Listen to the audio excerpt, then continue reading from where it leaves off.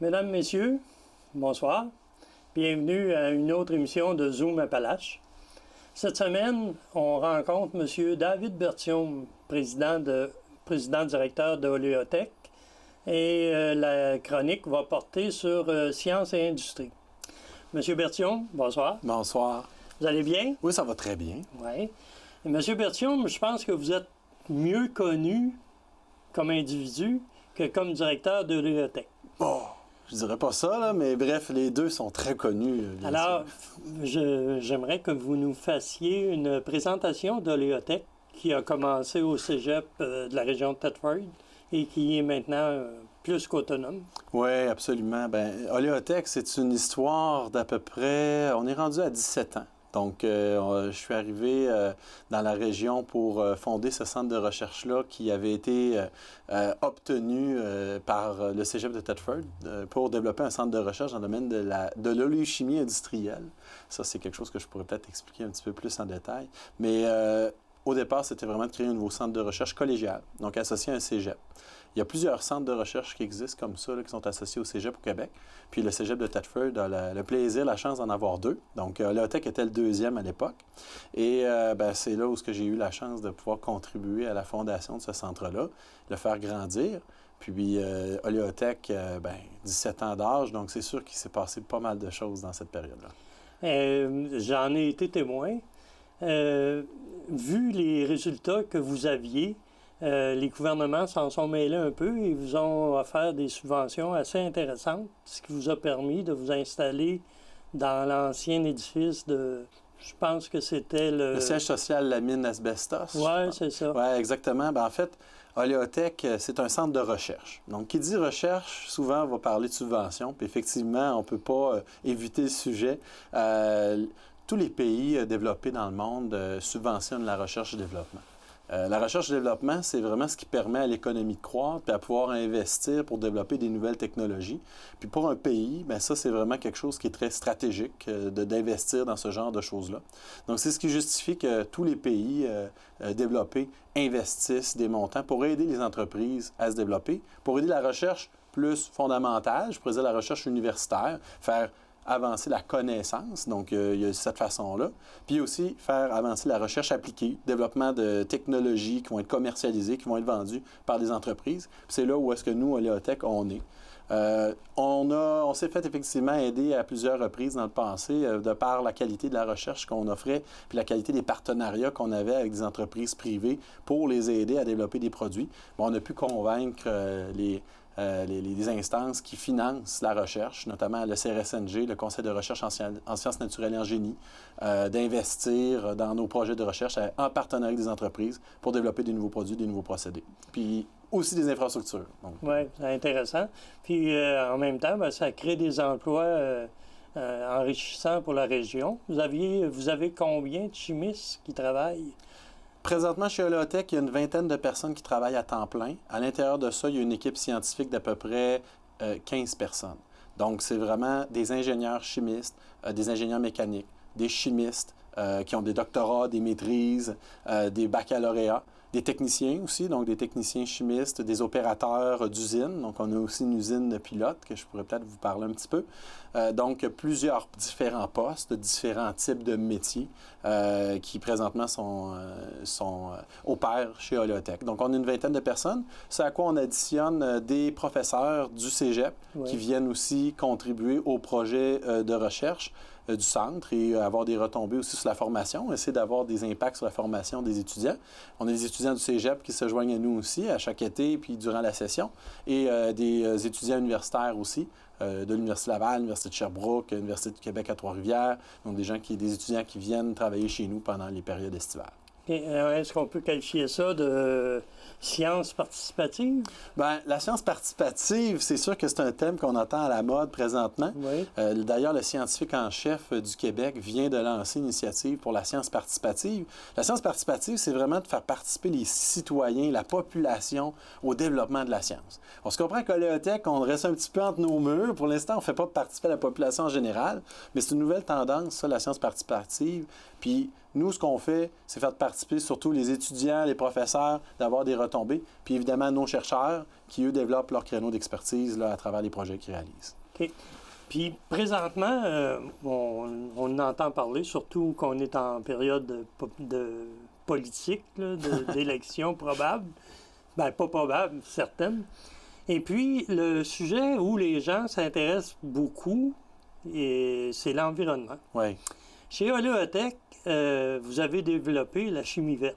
Exact. Est-ce que dans l'usine pilote, entre autres, c'est l'endroit où les tests se font le plus sur ce thème-là?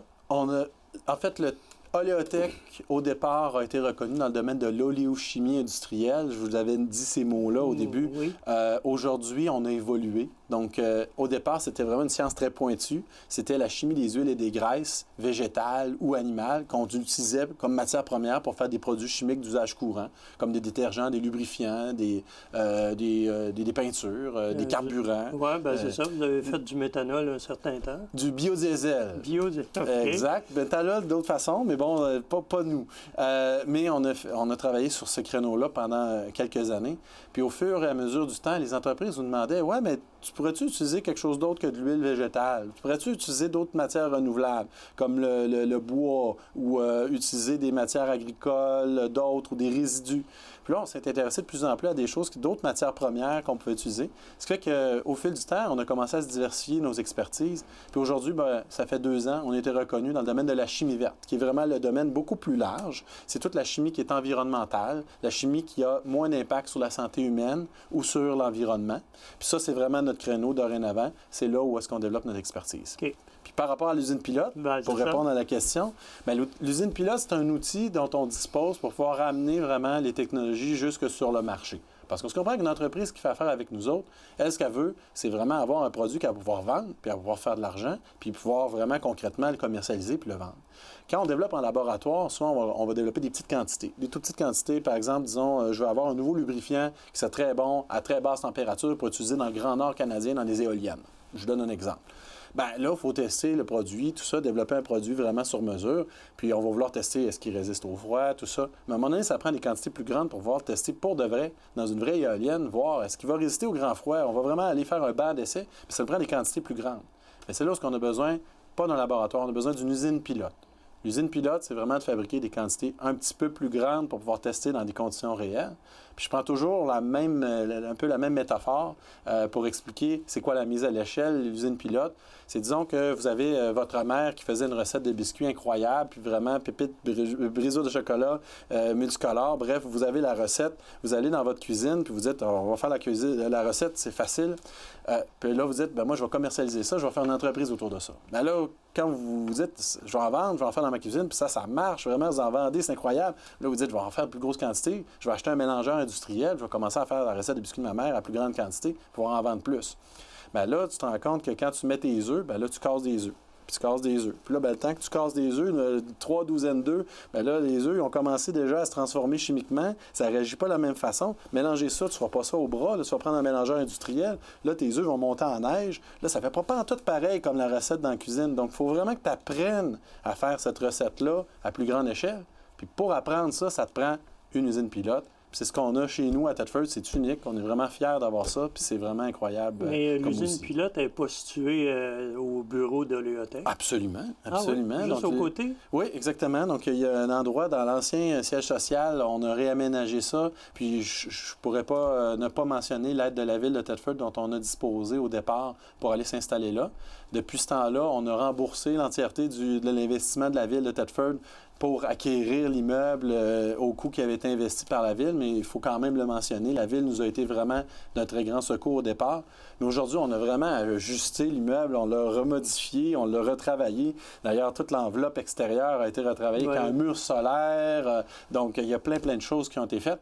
Puis maintenant, c'est vraiment un équipement de pointe. C'est vraiment, il y a des gens qui viennent de partout, d'Israël, de France, des États-Unis, pour venir travailler ici et développer leurs procédés. Puis, y a-tu des risques pour l'environnement ou des risques d'explosion, je ne sais pas? Non. En fait, L'usine qui est là, c'est ce qu'on appelle une usine anti-déflagration. Donc, l'idée, c'est vraiment ça, c'est qu'il y a toutes les protections pour éviter qu'il y ait un risque quel qu'il soit. Évidemment, des opérations en usine, il y a toujours des risques pour les opérateurs, donc la santé et sécurité au travail. Il y a vraiment des procédures, des protocoles qui sont mis en place. On ne peut pas rentrer avec les instruments électroniques à l'intérieur de l'usine, donc il y a vraiment tous des protocoles qui sont mis en place. Il n'y a pas de danger, là, vraiment toutes les... C'est rassurant pour le public. Ben oui, non, c'est ça, effectivement. On a déjà eu d'ailleurs des rencontres là, avec les gens du coin pour expliquer un peu comment ça fonctionnait, tout ça.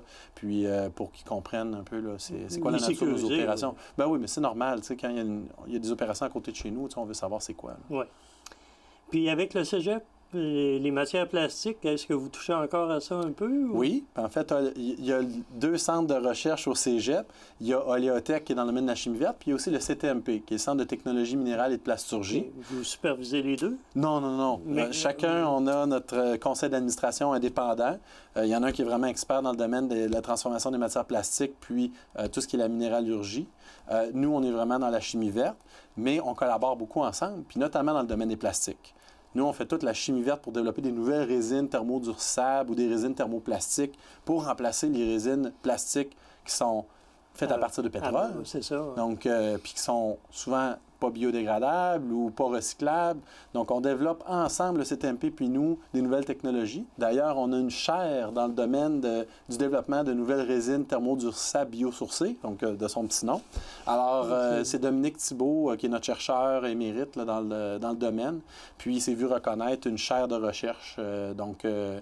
D'ailleurs, le Cégep de Thetford, on est vraiment bien outillé, bien positionné pour la recherche. On est 5e au Canada pour ce qui est de la qualité de la recherche qui se fait, la quantité de travaux qui se fait à l'intérieur de notre institution. 5e au Canada, c'est quand même peu dire, en région. Puis, on a 2 chaires de recherche. Donc, on est vraiment très bien outillé dans la région. On a beau être en région, on n'est pas dans les grands centres, on n'est pas à Québec, on n'est pas à Toronto, on n'est pas à Montréal, mais on fait de la recherche de qualité incroyable ici, puis ça a des belles retombées. Ben, je pense pas que la recherche ait de frontières. Hein? Pas du tout. Et puis le milieu ici, ben, il nous permet aussi, vu qu'on est un ancien milieu minier, de peut-être faire des recherches au niveau des mines aussi. Absolument. D'ailleurs, Oléotech en chimie verte, ça inclut aussi la revalorisation de certains résidus. Bon, je n'irai pas beaucoup plus loin. Je pense que vous voyez à quoi je fais allusion, mais c'est clair qu'il y a beaucoup de travaux à faire. On entend beaucoup de parler de projets de valoriser les résidus miniers. Je vous dirais, on entend un peu de tout. Ça fait déjà plusieurs années, mais ça ne bouge pas fort. Non, c'est ça. Il y a des projets. Ça, je sais qu'il y a KSM, l'entreprise KSM, dont vous avez peut-être entendu parler, qui cherche à faire des fertilisants à partir de ces résidus. Évidemment, il y a toujours des enjeux, des défis. Scientifiquement parlant, c'est faisable, ça je peux vous garantir. Économiquement parlant, il y a encore du travail à faire, mais ça c'est David Lemieux qui pourrait peut-être vous en parler, le propriétaire de KSM. Mais on accompagne ce genre de projet-là aussi, donc effectivement d'aider les projets qui pourraient aider la région. Depuis que Oléotech existe, je sais qu'il y a des compagnies qui, suite à des recherches, ont quitté Oléotech, ils sont partis. Il y en a eu combien? Il y a eu 3 entreprises qui ont été ce qu'on appelle dans la langue de Shakespeare des spin-offs, donc des entreprises dérivées d'Oléotech. Je dirais, puis je ne vous cacherai pas qu'au départ, l'idée c'est de dire on va créer beaucoup d'entreprises autour du centre de recherche et tout ça. Bon, disons, dans le créneau qu'on a choisi, on fait beaucoup affaire avec des entreprises à l'extérieur de Thetford. Ça, je ne vous cacherai pas. Là, il y a ProLab qui est vraiment un partenaire local constant.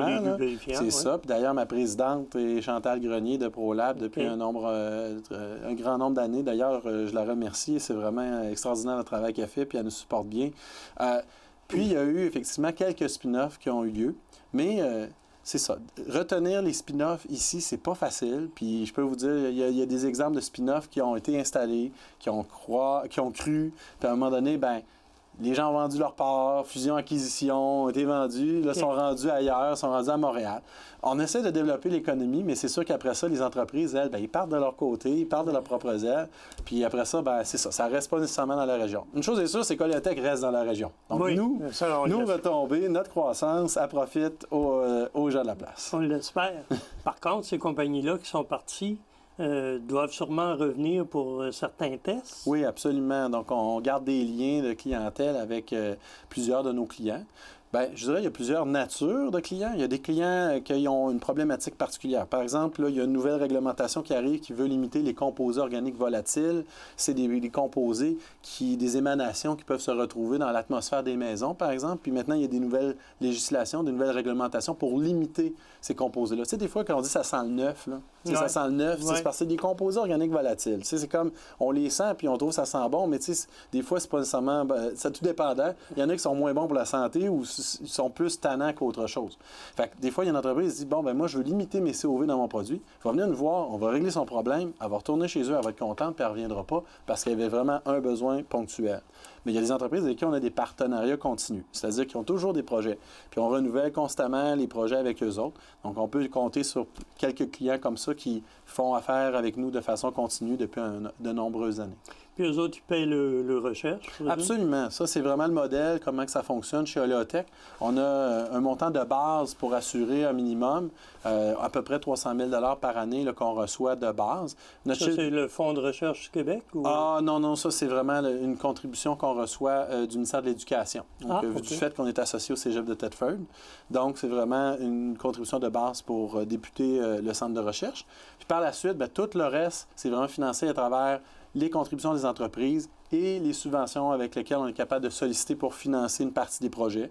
Donc, c'est vraiment comme ça que ça fonctionne. Okay. Puis les équipements, ça devient désuet avec le temps. C'est renouvelé. Je ne cacherai pas que ça dépend. Il y a des équipements qu'on a depuis le début et qu'on utilise encore, puis sont encore très performants, puis vraiment, il n'y a aucun problème. La chimie, c'est une science qui évolue beaucoup, mais les outils pour le faire n'ont pas nécessairement beaucoup évolué. Quand on voit un laboratoire, on voit ces ampoules de verre, ces ballons en verre. Bien, ça n'a pas changé depuis le début des années 1900, puis c'est encore ce qu'on utilise. Maintenant, il y a d'autres technologies, par exemple, qu'on intègre, des vaisseaux pressurisés sous haute pression, de la sonochimie pour les ultrasons, utiliser les ultrasons pour faire de la chimie, utiliser la photochimie, donc la lumière pour faire des réactions chimiques. Donc, il y a plein de nouvelles technologies comme ça. Puis ça, je dirais, les appareils pour le faire, eux, évoluent. Donc, c'est clair que des fois, il faut renouveler notre parc d'équipement. On a accès à des fonds pour faire ça. Puis il faut convaincre à chaque fois de la pertinence, de l'importance d'investir dans ça. Puis, ben, disons-le, nos 2 centres de recherche au Cégep sont assez performants pour convaincre en disant oui, c'est vraiment des domaines qui est nécessaire de supporter, puis dans lesquels on doit développer. Puis ces technologies-là, ces équipements-là sont disponibles à toutes les entreprises après ça qui pourraient en avoir de besoin. Donc, l'entreprise n'a pas besoin de payer l'entièreté du coût de l'équipement. Tout ce qu'elle va faire, c'est qu'elle va payer l'utilisation pendant qu'elle l'utilise. Okay. Donc, pendant son projet, si elle a besoin de photochimie, on va prendre l'appareil de photochimie, puis on va le mettre à sa disposition, puis on va le payer pendant qu'il l'utilise. Mais après ça, il y a un autre client qui va venir pour le payer par la suite, etc. Donc, ça permet de partager l'investissement par plusieurs entreprises, puis leur permettre d'avoir accès à des équipements auxquels il n'y aurait pas accès tout seul. Il y avait un certain temps aussi, au niveau du Cégep, entre autres, des productions qui se faisaient à faible échelle, là, mais des compagnies qui achetaient des trucs qui étaient faits par le Cégep. Oui. Est-ce que chez Oleotech, on a la même chose? Mettons des huiles, ils en ont besoin d'une quantité X, oui. Puis vous les fabriquez, vous les vendez. On appelle ça la production pré-commerciale. OK. Donc, c'est toujours pré-commercial? Oui, exactement. Nous, à ce niveau-là, au Cégep, il y a eu d'autres projets, puis ça, je ne pourrais pas en parler tant que ça parce que je ne les maîtrise pas tant que ça, mais je sais que dans le domaine du plastique, Annie, notamment, c'est ça, Annie Rochette du CTMP pourrait vous en parler plus. Puis je pense que c'est Plastique Production aussi, qui était comme une filiale à l'intérieur du collège, qui faisait une partie de production. Mais nous, chez Oleotech, on fait vraiment la production pré-commerciale, c'est-à-dire le client qui en a besoin d'une quantité, puis que là... en fait, on a développé un nouveau produit. Le produit est bon. On a fait de la mise à l'échelle. On a appris à faire la recette des biscuits à plus grande quantité. Donc, on sait vraiment comment ça marche. On a appris les défis de la mise à l'échelle. On a toutes nos réponses. Maintenant, le client, lui, la prochaine étape, ça serait de dire, ben moi, je veux faire mon usine. Bien, il va se revirer, voir, monsieur le banquier, pourriez-vous me prêter l'argent parce que moi, j'ai pas d'argent, mais j'ai un super beau projet, puis ça va être rentable, on va faire de l'argent, on va vous repayer votre prêt, puis on va vous donner des intérêts incroyables. Mais il faudrait payer mon usine. Le banquier, lui, il va regarder ça, il va dire, bon, ben c'est quoi les garanties? As-tu de l'argent dans ton compte de banque que tu pourrais mettre en garantie personnellement? Non. OK. Une usine, ça coûte cher, c'est 40 millions. OK. Bon, ben, as-tu des ventes à me prouver? Peux-tu me démontrer que tu as vendu ton produit? Est-ce qu'il est bon? Est-ce qu'il est performant? Est-ce que le client l'aime? Non, c'est encore en recherche-développement. Je ne l'ai pas vendu encore. C'est pas très convaincant pour un banquier. Non. Ben là, nous, ce qu'on cherche, c'est essayer de briser un peu ce cercle vicieux-là, puis de casser la poule et l'œuf, puis de dire, OK, on va t'accompagner pour faire tes premières productions qu'on appelle les productions précommerciales. Là, tu vas avoir des barils, puis tu vas pouvoir aller les vendre. Tu vas pouvoir les convaincre des clients, puis tu vas aller les vendre, puis tu vas savoir c'est quoi ton prix de vente, puis là, tu vas voir vraiment c'est quoi la vraie réalité. Des fois, quand tu fais ton sondage au début, les clients vont dire, je suis prêt à payer 10$ le litre pour ça. Ah, OK, parfait. Tu reviens, puis après ça, tu veux vraiment leur vendre. Ça va être 5$ le litre en fin de compte. Tout à coup, tu as fait toute ton usine pour 10$ le litre en disant ça va faire de l'argent. Puis là, tout à coup, le client est plus prêt à payer 10$ le litre, il est prêt à payer 5$. C'est ça la business, c'est négocier. Bien, si tu as fait une vente, c'est parce que tu l'as déjà négocié. Puis tu sais que le gars, il va te donner 7,25$ le litre. Bien, parfait. Tu prends ça, tu dis, regarde, monsieur le banquier, j'ai vendu plusieurs barils, ils ont payé 7,25$ le litre. Vous voyez, c'est un modèle d'affaires qui fonctionne. J'ai des ventes démontrées. Ce client-là en veut encore des quantités plus grandes. Pouvez-vous investir ça dans mon usine? Puis là, ça va être plus facile pour le banquier de dire oui dans ce cas-là.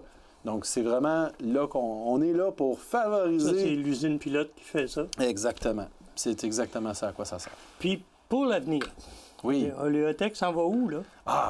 Il y a plein de projets encore qu'on a, évidemment. On ne peut pas parler de tous nos projets technologiques parce qu'évidemment, on travaille avec les entreprises privées. Puis les entreprises privées, quand ils nous disent « David, peux-tu développer tel produit? » ils ne veulent pas nécessairement qu'on le crie sur tous les toits. Mais on a des projets d'agrandissement encore parce que là, on a vraiment de la demande, un beau projet d'implantation d'une usine de démonstration. Toujours dans le même secteur? Toujours dans le même secteur. Donc, on voudrait installer une usine de démonstration à cet endroit-là pour démontrer une nouvelle technologie qui a été développée. Puis bref, ça pourrait être des agrandissements, des investissements. On est en train de travailler fort là-dessus pour ficeler tout ça. On ne vendra pas la peau de l'ours avant de l'avoir tué, absolument pas. Mais on a des beaux projets encore pour l'avenir, encore des investissements. Puis c'est sûr qu'avec ça, va venir des nouveaux emplois, des nouvelles embauches, puis des nouvelles retombées. C'est la partie intéressante. Absolument. Au point de vue international, reconnu, Oléotech? Oui, en fait, Oléotech, c'est sûr qu'on commence à être reconnu. Je dirais que c'est dans des domaines où est-ce qu'on a vraiment une expertise plus pointue. Là, des fois, on va aller à l'extérieur du Canada pour aller vendre cette expertise-là. Dans d'autres provinces, souvent, mais à l'extérieur du Canada. Puis je dirais le pilotage de procédés, l'usine pilote, tout ce qui est d'amener le produit sur le marché, puis de découvrir la recette des biscuits à plus grande échelle. Ça, c'est vraiment une expertise qu'on a qui est unique. Vraiment, là, je vais me permettre de dire unique, qui est rare. C'est vraiment 5e au Canada. Je dirais au Canada, il y en a 2 qui font ça présentement. Okay. Puis aux États-Unis, j'en connais 2 autres qui font ça. Fait que on parle d'Amérique du Nord, on est peut-être 4 joueurs. C'est pas énorme. Je veux dire. Il y a de l'ouvrage pour tout le monde. Absolument. Sans ça, il n'en manque pas de projets. Il y a plein de projets avec tous les projets environnementaux, d'essayer de remplacer les produits pétroliers par d'autres matières premières, d'essayer de réduire les composés organiques volatiles, réduire les émissions en gaz à effet de serre. Donc, il y a plein d'enjeux sur lesquels on est interpellé puis on peut travailler. Il nous reste peu de temps. Alors, est-ce que vous avez des choses à nous apprendre ou... Je pourrais peut-être mentionner qu'on appuie des projets beaucoup pour essayer d'intéresser les jeunes aux carrières scientifiques dans la région de Thetford. Pour nous, la science, c'est vraiment quelque chose qui est important de supporter. C'est là qu'on vient à la science participative. Oui, on pourrait dire ça. Donc, tout ce qui est les expo-sciences, d'ailleurs, il y a une expo-science qu'on a relancée avec le Cégep de Thetford, avec l'aide des professeurs, parce que ça faisait plusieurs années que dans la région, il n'y avait plus d'expo-sciences. Puis on était une des seules régions au Québec qui n'avait plus d'expo-sciences. On avait d'autres activités, mais l'expo-science n'existait plus. Puis ça, on a relancé ça fait 2-3 ans. Puis maintenant, ça se tient. Il y a des jeunes qui font des démonstrations. Fait qu'on va probablement vous en reparler quand ça va se tenir oui, mais vous les faites au Cégep, je pense. Oui, absolument, au Cégep, en partenariat avec le CTMP, le Cégep, les professeurs, puis il y a plusieurs gens qui se joignent à ça. Puis aussi la semaine Le goût d'entreprendre. Évidemment, on aime ça l'entrepreneurship, on aime ça les gens qui développent les projets. On accompagne les entreprises, les PME, donc ça fait partie de notre ADN. Donc c'est le genre de projet là, dans lequel on s'implique puis qu'on aime développer. C'est intéressant. Alors, je vous remercie beaucoup, M. Berthiaume. Puis j'espère qu'on va pouvoir se revoir sur d'autres sujets, des thèmes qu'on va aborder. Réinvitez-moi, je vais revenir, ça me fait un grand plaisir. Alors, merci beaucoup. Mesdames, Messieurs, nous avons reçu ce soir M. David Bertium d'Oléothèque et je vous remercie de votre écoute et à la semaine prochaine.